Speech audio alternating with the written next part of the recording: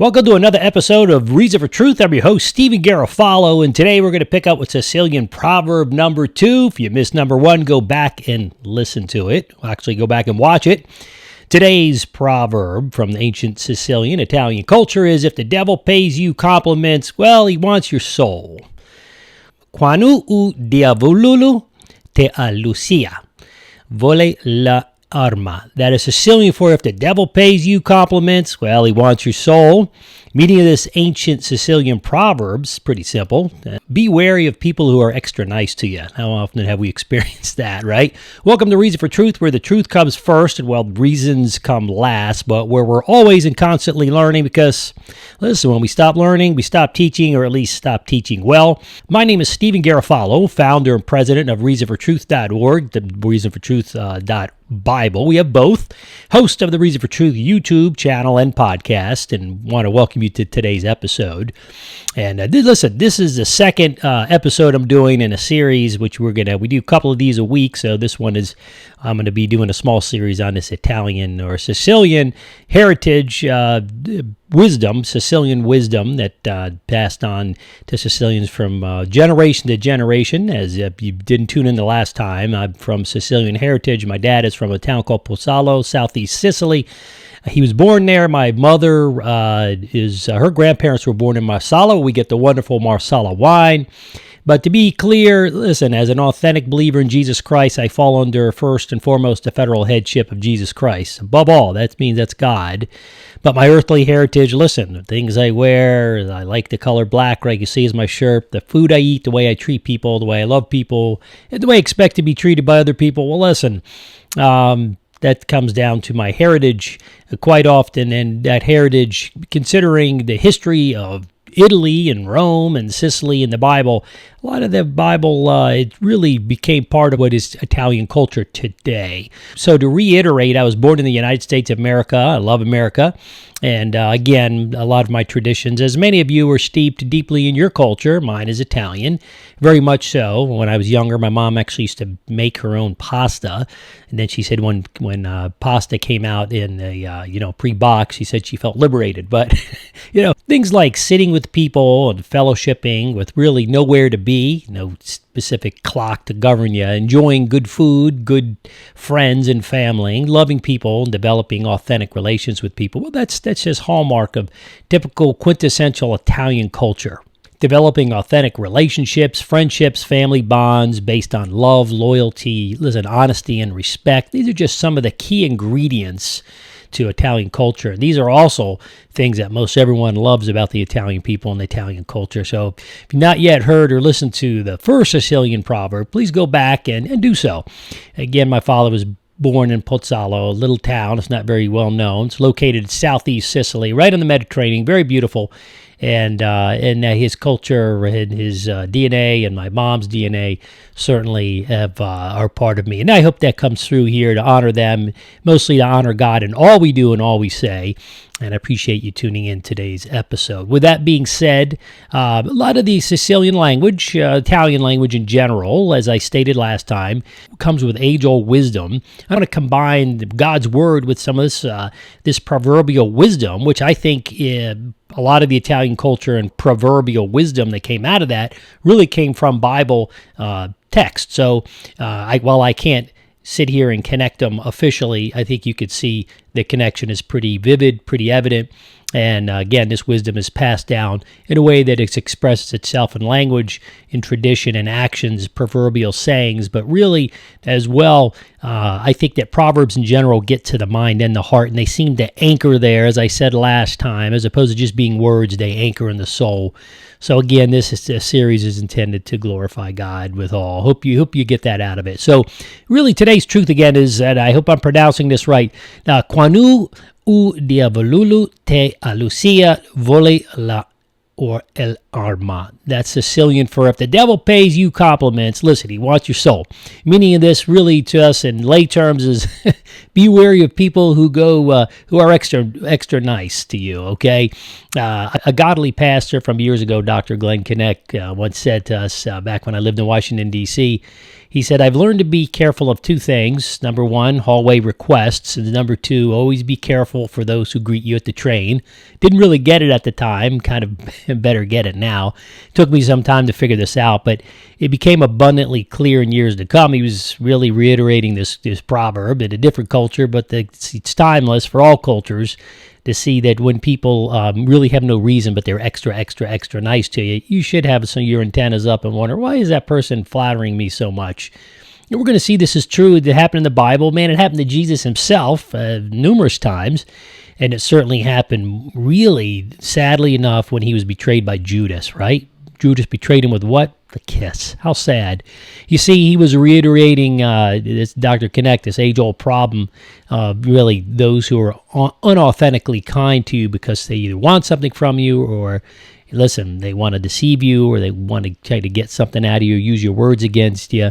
But anyways, this Italian proverb is very clear that we're to be careful of that. We're to be wise, to be discerning and beware of people who are extra nice to you when it's out of context. I'm not saying that all people are nice to you for bad reasons. That's not true. I'm not saying no, trust anybody. I'm not saying that. I'm simply saying that you need to be aware that people that are overly nice to you can be a problem, and you need to be discerning. My mom used to say to me, listen, I got eyes in the back of my head, and she did. I'm telling you, when I was growing up, man, it just maybe there was that generation. She could see 6 miles away. What are you doing? What did you say that for? What are you talking about? And that was before they had all the Siri and cell phones, right? 1 Corinthians 2:11 tells us in the ESV, who knows a person's thoughts except for the Spirit, that person which is in him. So also, no one comprehends the thoughts of God except for the Spirit of God. Or as Dr. Geisler told me years ago, we know that, but we don't know necessarily why. So the scripture's basically saying, listen, we can't just make judgments every time somebody says something. Well, they meant this, or they said this, or they meant that. Well, we know that. We just need to find out why. But, we are, by the same token, ought not put full throttle forward without understanding the why if it's important. And certainly in life, we'd get ourselves pretty messed up if we don't use discernment and make some judgments. The point here is that we want to be wise. We want to be discerning. The Bible commands us to be just that. We to be wise and as best we can to understand as best we can why something was said or done before we make judgment. That's what I'm saying. Having said that, there's a point that we need to make judgment, and that, listen, Jesus was approached by a mob and guards led by Judas, right? Notice that Jesus really, as God, knew the why. And that's because he was discerning. Yeah, listen, he was God. 1 John 4:1 tells us, Beloved, do not believe every spirit, but test the spirits to see whether they are from God. So many false prophets have gone into the world, okay? The context here of 1 John 4:1 is apparently some of John's readers were being led astray by Gnosticism. But the principle remains the same, that we're not to trust other human beings blindly, but really prayerfully and make sure that we know, who we're hanging out with. Remember, that you're about as good as the company you're going to keep. You end up becoming that thing, right? Too often. But with a prayerful heart, I think we can test the spirits, make sure they're of the Lord, the things they say, the things that come through their mouth and their mind and their hearts, right? We need to be able to discern that. We're spending time with them. Certainly, this is true of our children's friends. And this includes, other Christians, other people Christian in name, other people that are Christians that are really don't have, act out of selfish ambition. And we have to as well make sure that we don't do that to others. So this is a whole 360 application here. And if we're doing that, we need to stop. And if we see it in others, we need to point it out. But that's unpolitically correct. In today's world, no, that's not the right thing, I think, unfortunately. According to the world, it's right according to the Bible. But in Luke 20:19-26, we find Jesus navigating with wise generosity as he models how to respond to such trickery and deception. Remember, Luke 20:19 opens this section with the scribes and the chief priests sought to lay hands on him. Right, that's pretty strong. And at that very hour, for they perceived that he had told his parable, which he had just done, against them, but they feared the people. So again, this is what we have today's world. The leaders will deceive the people. That's the whole goal, even though if they know right from wrong. And he goes on to say, so they watched him. And what they do next, and sent spies to what? To pretend to be sincere. It's exactly what this proverb's saying. I'm convinced that's where this proverb came from. Let me read that a little bit. So they watched him and sent spies who pretended to be sincere, that they might catch him in something he said, as to deliver him up to the authorities and jurisdiction of the government.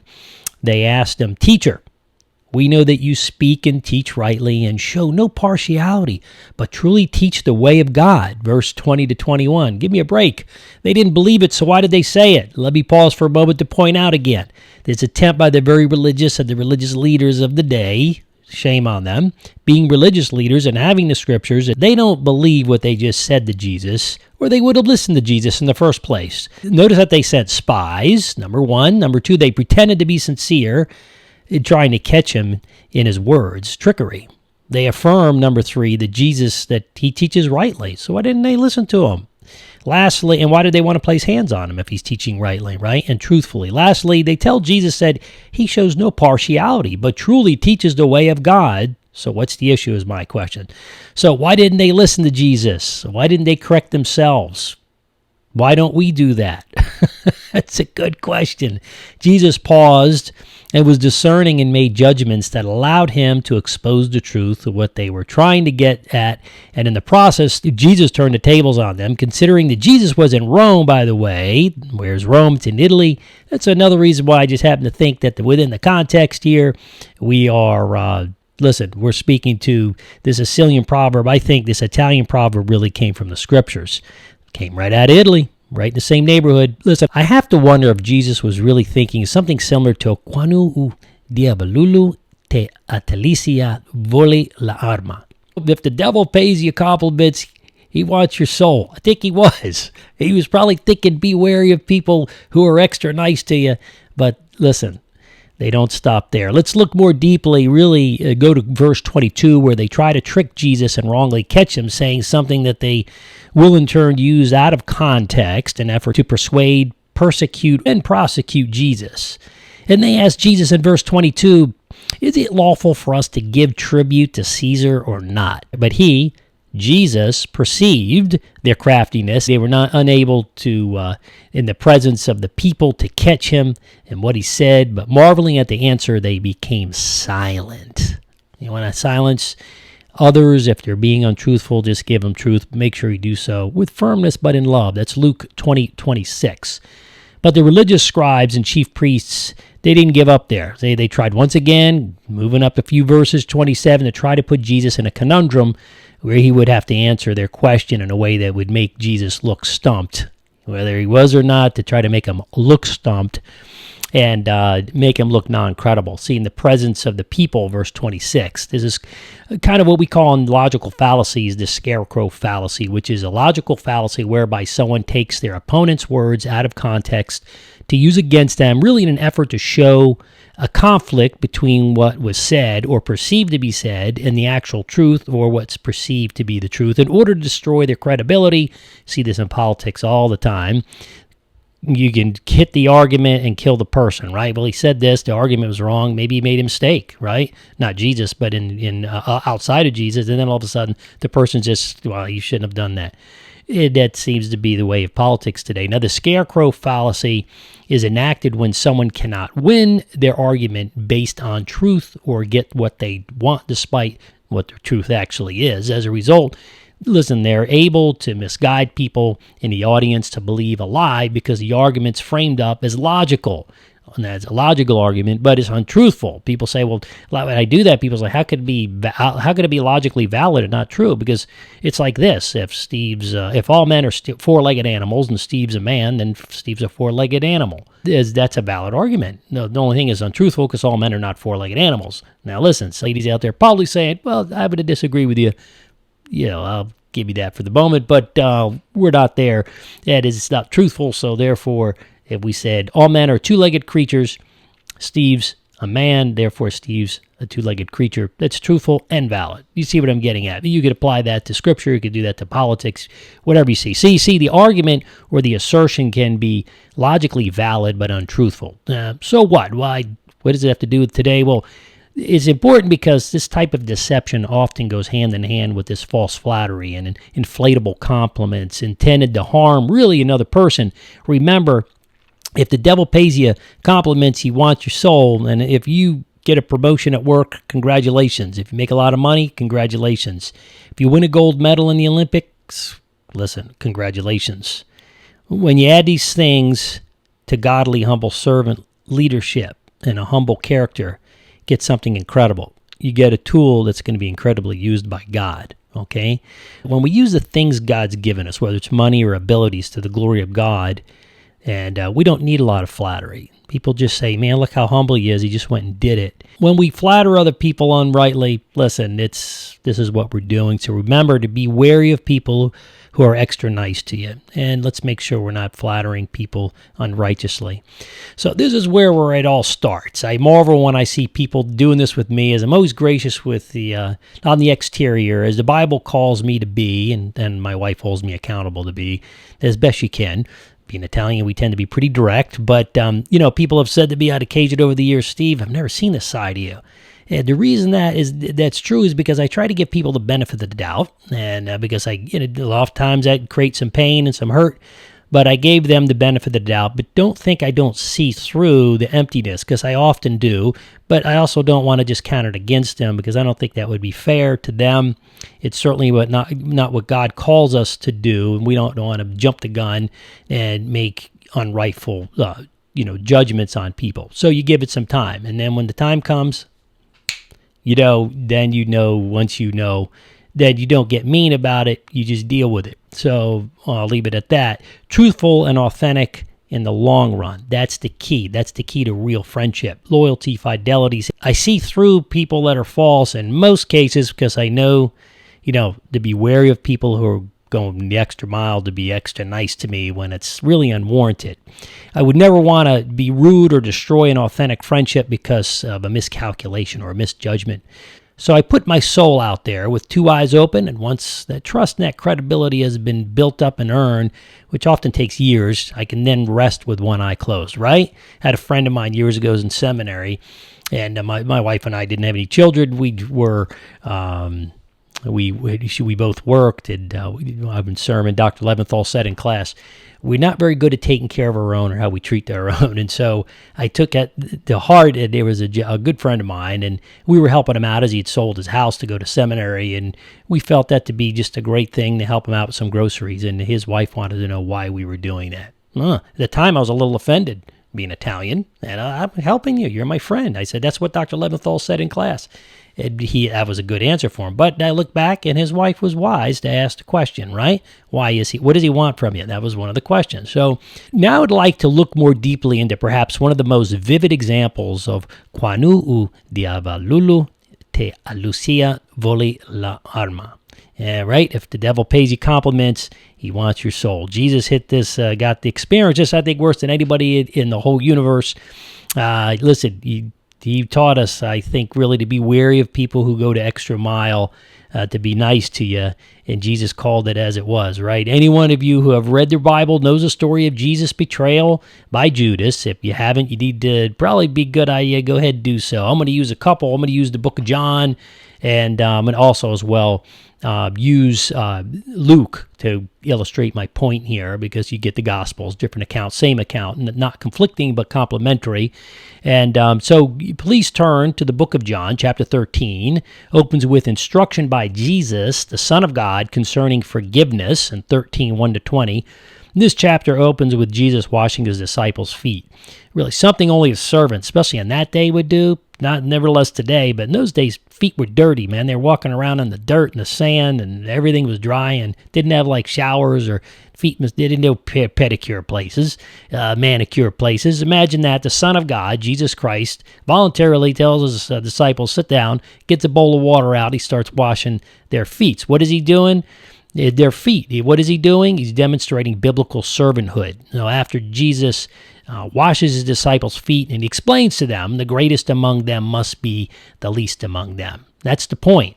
And Jesus demonstrates that because he knows why and who will betray him. He's giving them this example. You see, Jesus pivots in verse 18b, second part of 18 verse, and he changes his focus really quickly from authentic servant leadership to authentic discernment. And it's amazing. Jesus says this. He says, "He who ate my bread has lifted his heel against me." He's talking about Judas.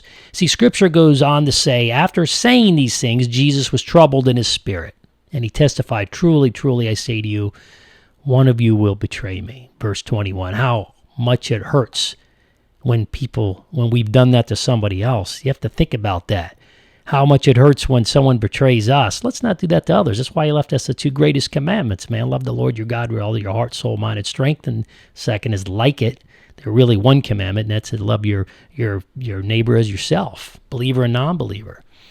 So here's a question. Have you ever been there? Have you ever been hurt? Well, if you have, be more discerning. And let's also make sure we're not doing that to other people, even if it costs us something. I think that we can all relate to this situation, but Jesus took it for all of the humanity. He went on the cross and he suffered the sins of everybody. So we can't compare to what Jesus went through, but we have a Savior who understands this ancient proverb, right? And he understands it from a truthful perspective.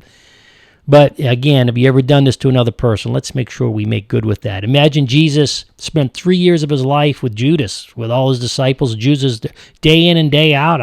It wasn't a Monday to Friday, have a good week and see you on Monday. They lived together. They ate together. And this would be the one to betray him with what? A kiss. And in Italian culture, we don't shake hands. We give a kiss and a hug. And it's probably why the COVID spread so badly in Italy. But that's just our culture. Let's fast forward to chapter 18, and we're going to see illustrated once again, if the devil pays you compliments, he wants your soul, played out in God's plan for all mankind. Remember, be wary of the people who are extra nice to you. Let's pick it up in John 18, and it says this, when Jesus had spoken these words, he went out with his disciples across the Kidron Valley where there was a garden, which he and his disciples entered. It's 18:1. And then verse 2, 18:2 says, Judas, who betrayed him, also knew this private place. For Jesus often met there with his disciples. With that background, let's move on to Luke 22:47. But imagine, it's a secret place, not a secret place, but a private place they had been. Jesus went there. And so not only did Judas, go ahead and betray Jesus, but he did so with a kiss, and he did so in a really an intimate space. It's where they had met to pray and to fellowship and talk about godly things. Going to Luke 22:47, it says this, while this Jesus, was still speaking, there came a crowd, and a man called Judas, who was one of the 12 disciples, was leading them, and he drew near to Jesus to kiss him. But Jesus said to him, Judas, would you betray the Son of Man with a kiss? ? Judas just looked at him. It's Luke 22:48. Man, could you imagine what was going through Judas's head at that moment? Could you imagine what was going through Jesus' head, at that moment? The pain of being betrayed. Even though you knew it, you still saw it coming. How would you feel if your spouse was cheating on you? You knew it and you just heard it to your face. You'd feel a little relief, but by the same token, you would just be a spike in your heart. So let's make sure we do two things, right? First, let's make sure that we are discerning and watchful when people pay us compliments. God knows who we really are. We should really know soberly who we really are and who we aren't. And when the train shows up with the person you don't know very well, they pay you a really good compliment, and that's a lot of people and most people. Let's make sure that we understand with soberness this ancient proverb, and make sure that with extra niceness, when you see that, put it in context. Secondly, let's make certain that as authentic Christians that we are not flattering others for the purpose of selfish ambition and personal gain. Remember, God sees it all, especially if we're doing so in the name of God. If we're doing it for ministry, we want to help those people, those young people. We want to help those old people. Do so the wrong way. Not only going to cost you now, it's going to cost you an eternity. We have to do things on above reproach. Remember, God sees all. He's going to deal with all of us. He especially is going to deal with us as his own. because that's what he does. He disciplines his own. Doesn't really discipline those outside the body. And remember today's truth in closing. Quanu u diavolulu te alucia voli el arma. If the devil pays you compliments, he wants your soul, meaning be wary of the people who are extra nice to you. As always, if you have any questions or comments, please leave them below in the space. I'll get back to you within a reasonable amount of time. Until next time, do a few things. Like this, share this with others. It would be real helpful. And tell your friends to subscribe. Listen, if you're watching on YouTube channel, please hit that little bell, ding, ding, that little notification bell. It will let you know when we have a new one, which we do a couple times a week. We'll see you guys for the next Reason for Truth. I'm your host, Stephen Garofalo. This is your Reason for Verita. Your reason for truth for today. Ciao.